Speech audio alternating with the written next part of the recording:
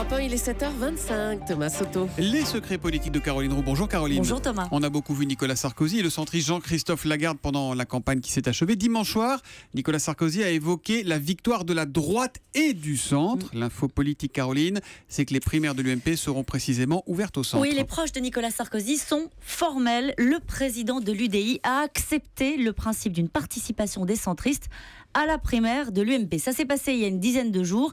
D'ailleurs, depuis, Nicolas Sarkozy multiplie les amabilités à l'égard de ses partenaires, comme on dit. Dans l'organisation de la primaire qui sera présentée dans 15 jours, tout a été fait pour que l'UDI ne puisse pas refuser. Un exemple, le nombre de parrainages, vous savez, qui sera nécessaire pour pouvoir se présenter, peut être ajusté en fonction du parti. Dans les discussions en cours sur les régionales, même bienveillance. L'UDI pourrait conduire, Thomas, 3 régions. Le centre, la Haute et la Basse-Normandie, et la Bourgogne et la Franche-Comté. Rien n'est encore arrêté, car ce traitement de faveur, au final, agace les barons locaux de l'UMP. Le patron de l'UDI, lui, Jean-Christophe Lagarde, jure que rien n'est fait, qu'il est hors de question de s'engager sitôt, et que ce sont les militants qui trancheront. Bon, Caroline, la politique, c'est toujours ou presque du billard à 3 bandes. Y aurait-il un calcul politique derrière tout ça, ou est-on sincèrement et simplement dans l'amour de son prochain? Comme vous y allez.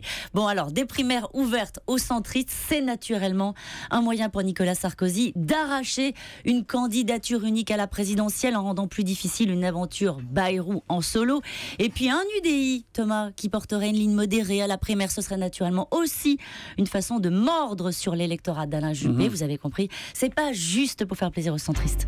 Manuel Valls a décidé d'annuler sa participation au Conseil des ministres franco-allemand. Aujourd'hui, il préfère aller parler à sa majorité. La question politique du jour, Caroline, que va dire le Premier ministre à des troupes sonnées par les résultats de dimanche? Alors, il va en particulier s'adresser aux frondeurs. Et aux frondeurs, il va leur dire: passez votre chemin. Son message de la journée tient en une ligne.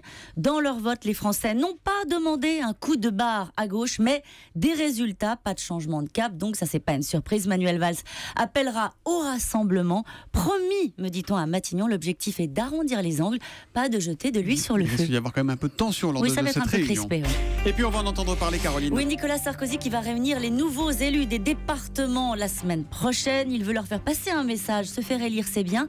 Appliquer son programme, c'est mieux. C'est vrai qu'il en sait quelque chose. Les secrets politiques de Caroline Roux, tous les matins à 7h25 sur Europe 1. Demain, Caroline. À demain.